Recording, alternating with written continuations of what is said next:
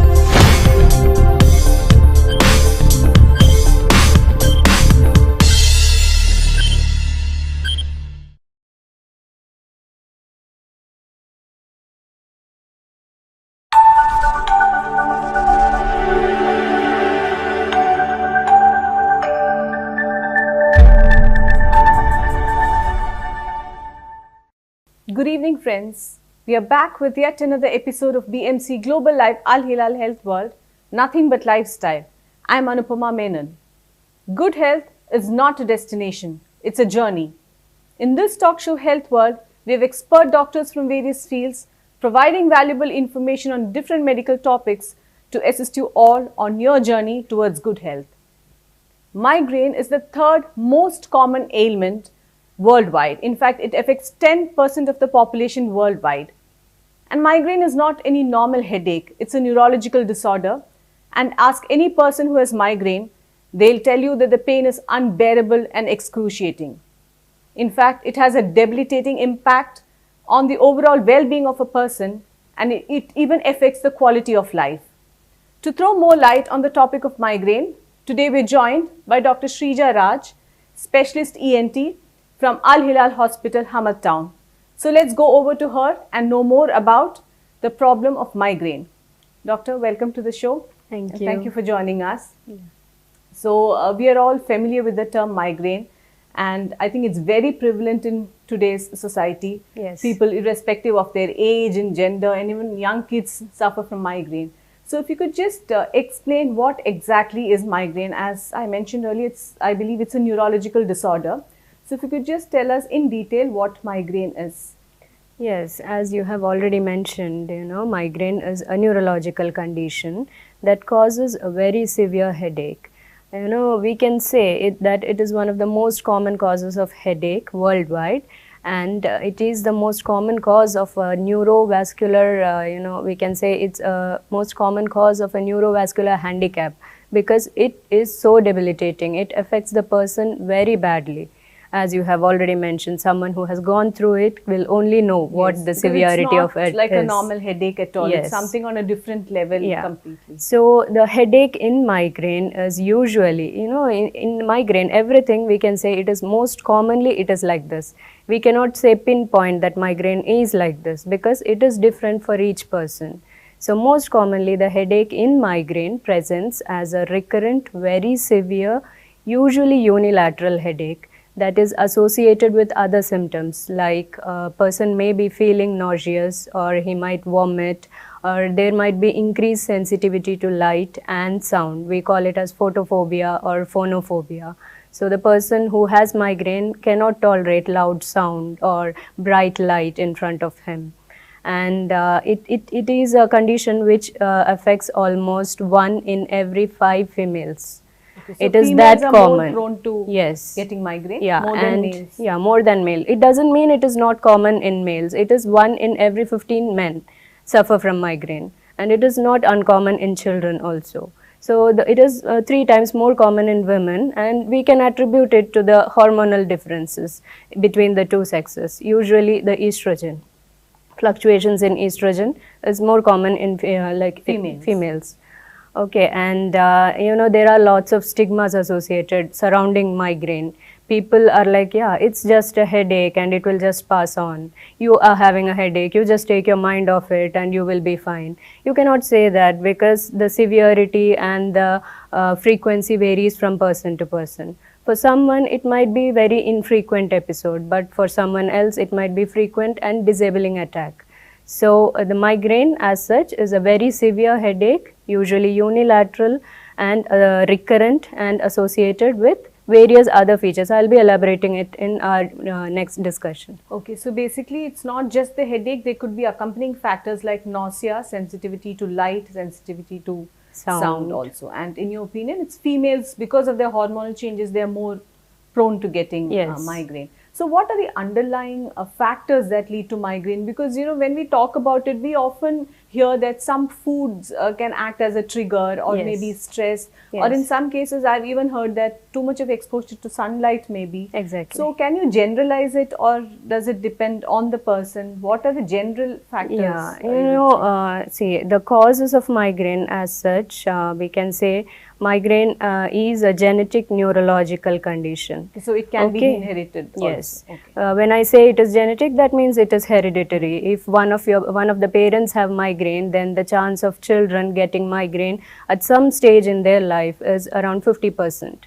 Okay, it is so high. So, and other factors like it is a neurological dysfunction, as you have said. There are certain minute, very minute disruption or changes occurring in the functioning of the brain that leads to some changes in the blood vessels that carry blood to various areas of the brain, making them to contract and dilate abnormally or inappropriately. This leads to headache. There are various causes, okay? I cannot elaborate everything within this program. So some of the most common things. Then these people with migraine, they have increased sensitivity. Like any stimulus which causes a normal response in normal individuals, it causes an exaggerated response in individuals with migraine. So even small bright light or sound which doesn't cause much response in a normal individual, it causes an exaggerated response in an individual with migraine. Then even the chemicals in the brain, the neurotransmitters like 5-HT, dopamine, they also play a very important role. And there are various triggering factors.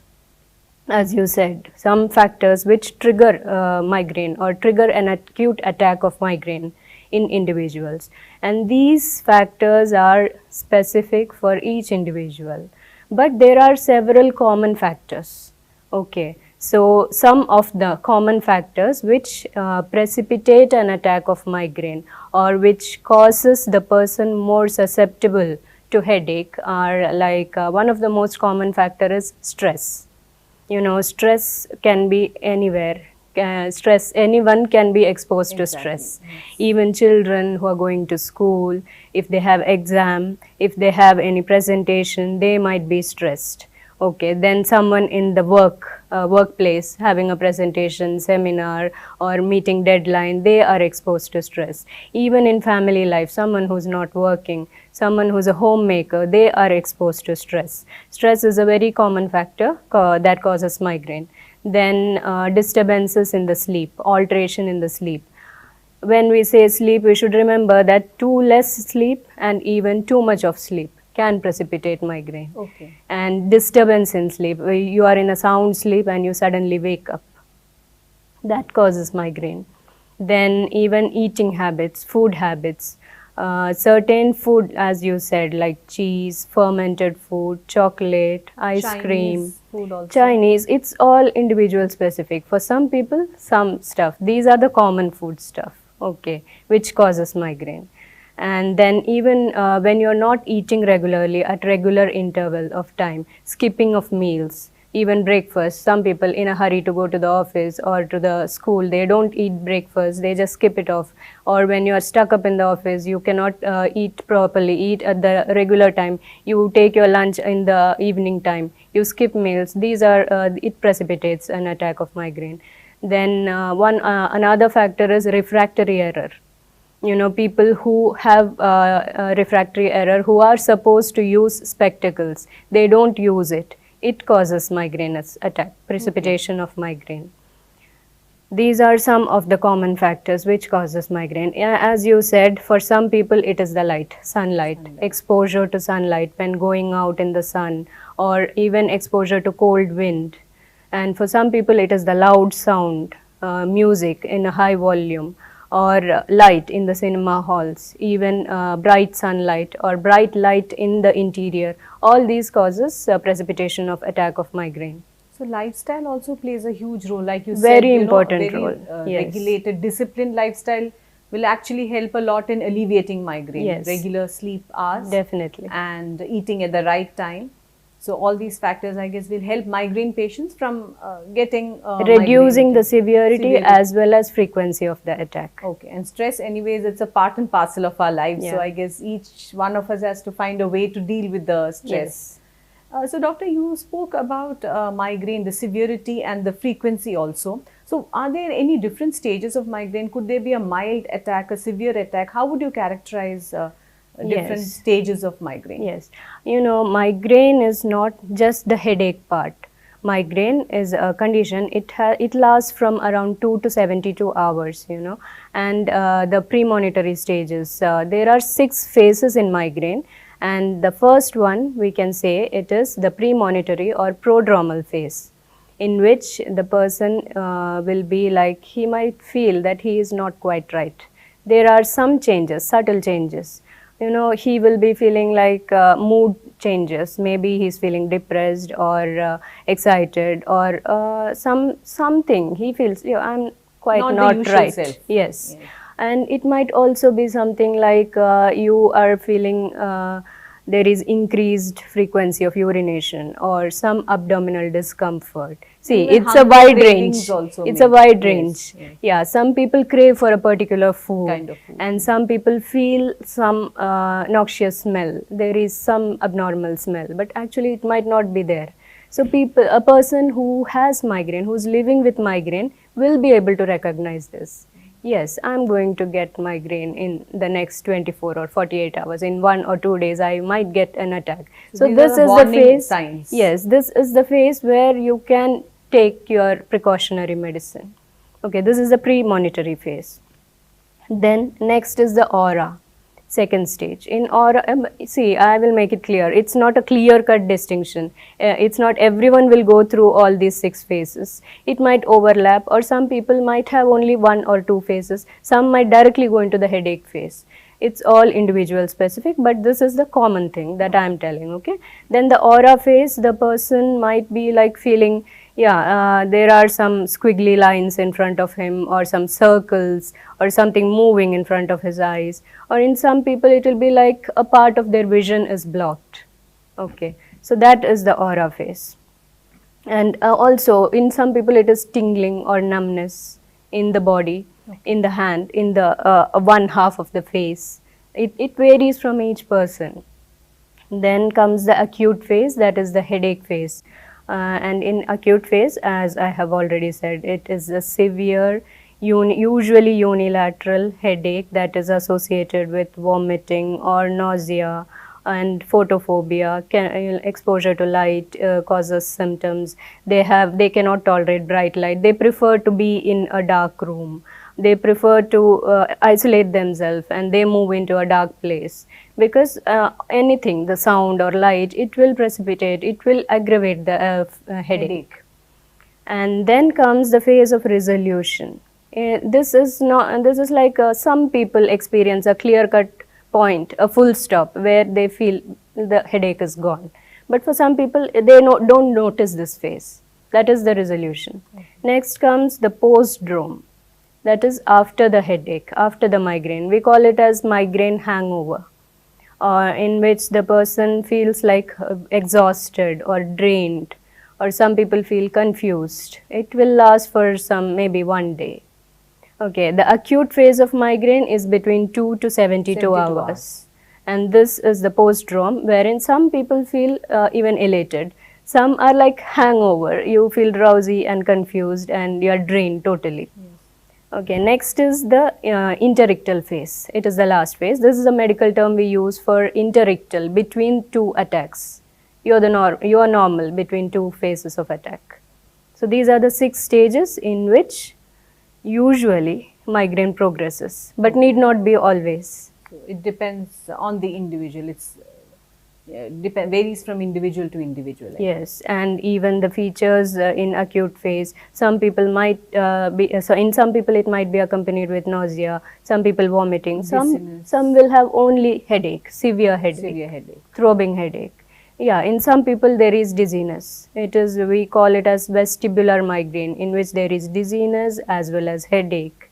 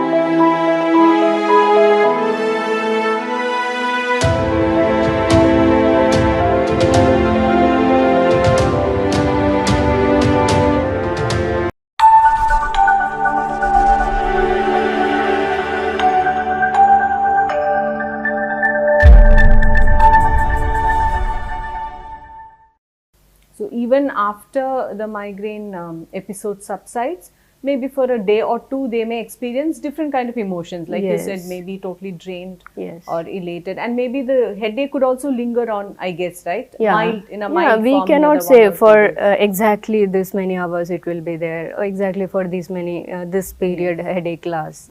As I said, in migraine, everything is individual specific. So what is a social impact? Because as we know, this actually affects the quality of life of a person. When a person is suffering from a migraine attack, it's next to impossible for him or her to engage in daily normal activities, because they would prefer to be in a closed room, no noise, no sound. So how does this impact socially, emotionally, other than the physical impact? Yes, migraine is definitely not a life-threatening condition, but it is a condition that affects the lifestyle, the social life of a person very badly. It has got a negative impact. The patient, as I said, someone who has gone through it or someone who lives with a person who has migraine will understand the impacts of migraine. I can say a migraine affects all stages of your life. If it's a child going to the school, she has an exam the next day, she is preparing for the exam, she is stressed, and in the night she is not able to sleep properly, or the duration of sleep is less. The next day she has exam and she gets this headache, so she won't be able to perform well, and then this will in turn affect her performance in the school, and this will again aggravate the stress. It's like a vicious cycle. And so the child is affected, her social life is affected. Then if you're working and you have stress, definitely everywhere there is stress, you're not able to perform well. It will affect your career and your family life. If these people with migraine are emotionally more labile, that means they respond in a different way to, need not be always, but mostly, even small stimulus, they will have a hyper response. They have a more response to even a small amount of stimulus. They get angry quickly. They shout at people when they have this migraine going attack. on. So in It the affects the family, relationships also. in the family, usual pleasurable activities like going for a movie, going for a picnic or a function, these people will avoid that because light in the cinema hall, bright light to the eye, it will precipitate migraine attack, headache, or a loud sound, or sunlight, or traveling, wind, cold wind. These people will be like, no, I won't be coming for that. So it will cause a kind of domestic disharmony in the family.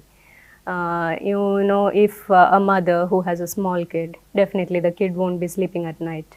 So the mother won't be able to sleep. Her sleep is disturbed. She will be having headache the next day. She won't be able to do all the activities that are expected of her or that she ought to do. But the people with whom she lives, the family members, if they don't understand her, if they don't know what it is, what she's going through, it will affect her family life. Even children will be complaining like, my mom is always irritated, she is always angry, she doesn't play with us. So, if it is something which can be measured, like if it's fever, her temperature is more, then people will be like, okay, she is suffering from fever, let her take some rest. But migraine, it cannot be measured.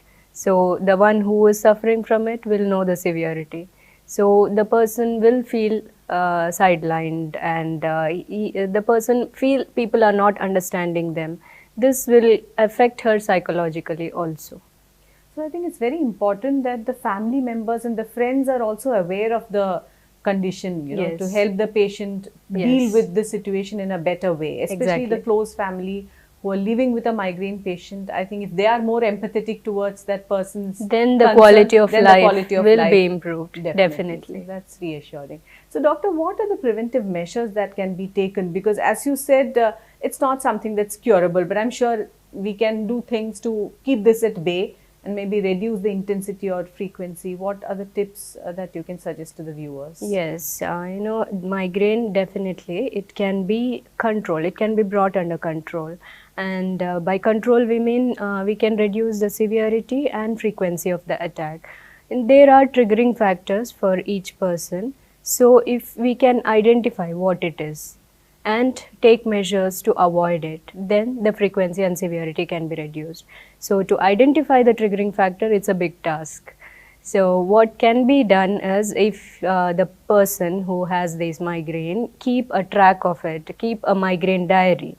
They note down the date on which she had the migraine, and then try to recollect any unusual exposure or what all happened for the last 1 or 2 days, and make a note of it and compare it with the next time. You can identify common factors. You keep a journal basically. Yes. And see. And when you identify the common factors, you find one or two, or it need not always be one triggering factor, it can be multiple also. So when you identify it, you can take measures to avoid it. Like the common triggering factor, stress. Stress is not, it is not specific to the person with migraine. Everyone has stress, but the way you respond to it is different. So they should make measures, take measures to control their response to stress.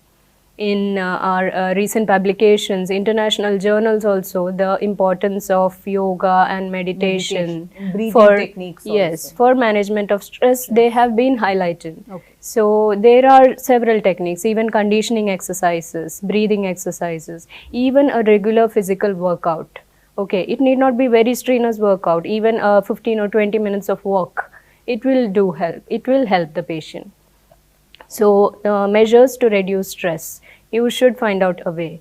You should take time out from your life to do this. Okay, and then if sleep disturbance or altered sleep is your triggering factor, then you should take measures so that you sleep every day. You maintain a disciplined sleep schedule. Pattern. Yeah. So you sleep every day at the right time, same time, and wake up at the same time. Not too long, not too less. 6 to 8 hours of sleep is adequate.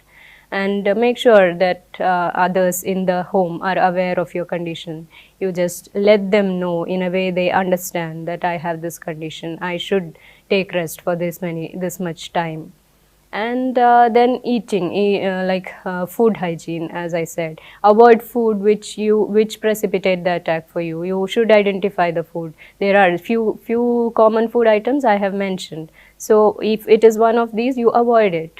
Okay, and eat at regular timing. Eat at the same time every day, as much as possible. Okay, like daily at the correct time, it is not possible for everyone, but at least yes. at least within a regular interval you should eat food. And then if you have refractory error, use glasses or lenses, whatever, so that your power is maintained, it is in the right level. And then if sunlight is the triggering factor, if going out, then use an umbrella or a scarf when you're going out, or if you're driving, use sunglasses. So basically, it's up to the individual to find out what are the trigger factors, avoid it as much as possible, and then of course Find out ways to manage it, manage not the avoid. stress. Like, it is not possible to avoid everything. Yes. The stress or management food. is extremely Yes. important. You should find out ways so that you can live with it, but it doesn't affect your quality of life. Okay, and as you suggested, keeping a journal would be very Helpful. useful in identifying what are the trigger And factors. when you come for your follow-up with your doctor, you bring that so that the doctor can also have an idea how frequently, see if there's a pattern to how it. frequently the patient got headache, so that we can adjust the dose of the medicine also. So what are the other causes of headache? Because we keep hearing about tension headaches also. So is it the same as migraine headache? What are the different kinds of other headaches that normally people suffer from? Yeah, there are various types of headache and various important causes of headache.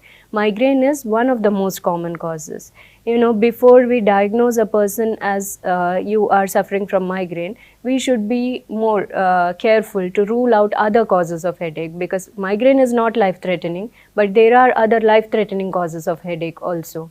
So the common causes like hypertension, diabetes, even thyroid hormonal disturbances, and the glaucoma, increased pressure in the eyes, and even any intracranial, the space occupying lesions, tumor, or any bleed, and sinusitis. These are all other causes of headache.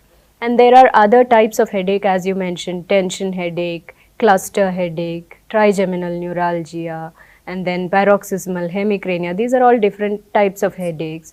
These we can, they have different kinds of presentations, even though there is overlap. Okay, so to be sure that this is migraine and not any of the other causes, we doctors advise certain tests, lab tests or imaging or even endoscopy. These are not to diagnose migraine, but to rule out other causes of migraine. So there is no pinpoint test, no lab test or imaging with which we can identify you have migraine. If the blood level of certain chemical is elevated, we cannot say you have migraine. There is no such test. Specific test to identify migraine. So, among these causes, sinusitis requires special mention, because there are, lot of patients who diagnose themselves with sinusitis. And around 70% of these people might have already taken antibiotics before coming to the hospital. They are like, I have sinusitis, I have taken antibiotics, and I am not cured of the headache. It is one of the most commonly misdiagnosed conditions. And the most common cause for this is because in migraine, around 40% patients will have nasal stuffiness, nasal discharge, or water coming from the eyes also. But none of these will last for more than 72 hours in migraine. So before you diagnose yourself with sinusitis, it's better you consult a doctor. Okay, and sometimes we advise MRI, CT, etc. to rule out other causes of headache. Even a nasal endoscopy is advised to rule out sinusitis. So migraine is, abnormal function in the setting of normal structure of the brain. So you don't have specific tests for migraine, but tests are done to rule out other causes of headache. And what are the treatment options available? Is it painkillers or any kind of external application of ointment? What would be the best course of treatment? Let's say a person is going through severe migraine attack. What can be done medically, in medical terms, to reduce it? The treatment of migraine is pharmacological and non-pharmacological. The first stage when you diagnose a person with migraine, we like ask them to follow a 1 month regular lifestyle modifications. You identify the triggering factors, try to avoid them, and stress management. As I have mentioned, the previous everything, all the lifestyle modifications that are required so as to reduce the frequency and severity of the attack. If the person tries these and still he is getting disabling attacks of migraine, then we go for pharmacological management. Okay, and the pharmacological management is preventive as well as the one for acute attack. Preventive management, we give medicine in the dose that we adjust depending on the person's severity and frequency, as well as if they are suffering from other comorbidities like hypertension, diabetes, the dose is adjusted and the medicine is adjusted according to the person. Okay. And preventive means you should take it regularly, even if you have migraine, even if you don't have migraine, the headache, acute phase, even if you have it or if you don't have it, you take the preventive management daily. And on regular treatment, it requires you should take the medicine for a prolonged period of time so that it will come under control. And the next one, for the acute attack, when a person has an acute attack, there are several newer generation medicines with less side effects, mainly the painkillers, but specific for migraine.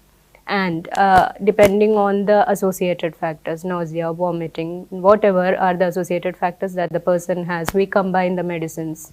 And there are also parenteral preparation, injections for the severe attack.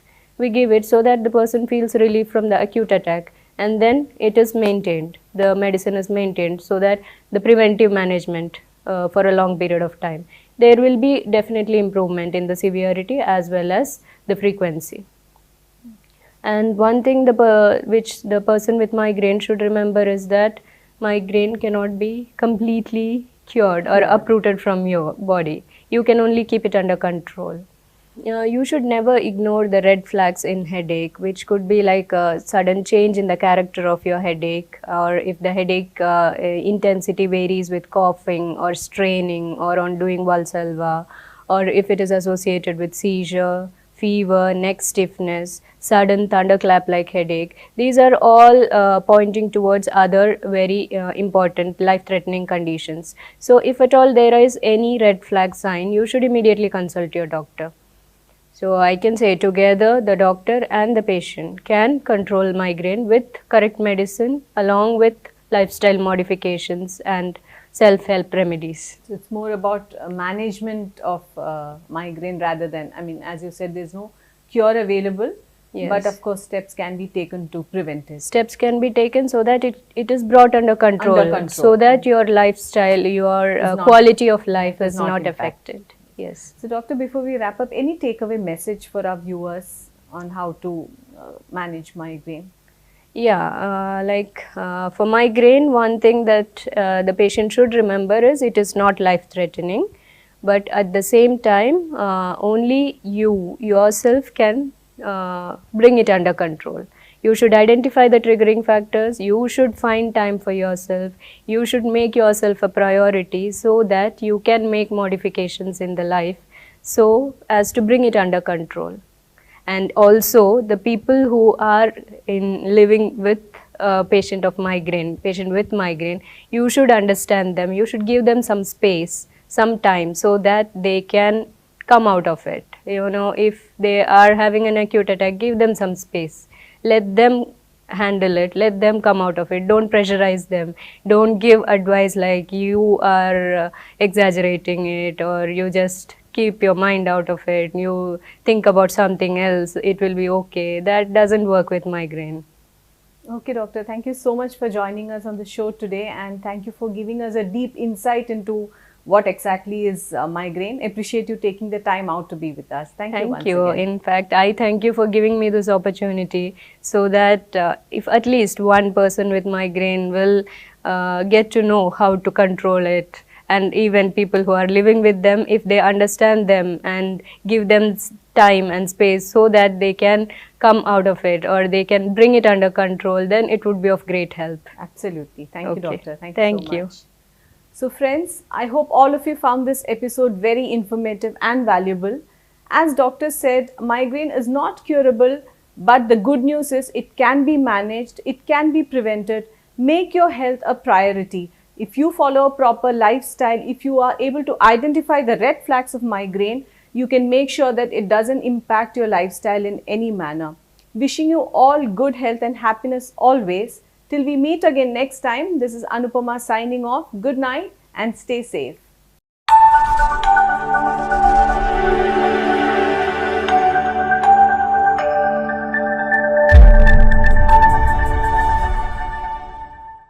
The 16th branch of Megamart and Macromart supermarkets in Bahrain has opened in Sahla.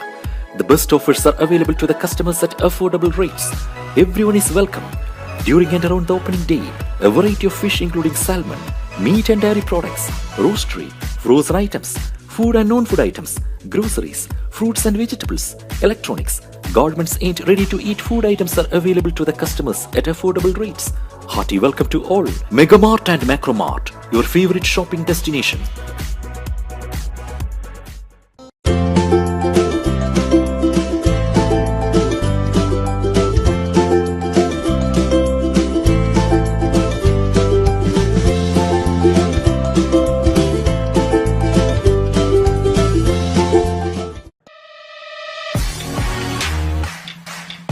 The exclusive franchisee of Cochin Kala Bhavan in Bahrain. With over a decade of existence in Bahrain, exclusive online regular classes have started for classical dances, music vocal, instrumental music, cinematic dance, Kathak, Zumba body fitness, karate and yoga, drawing, arts and craft, children's theatre. For more information, please call 3909 6845 3909 4806 3885 2397 or visit www.bahrainmediacity.com.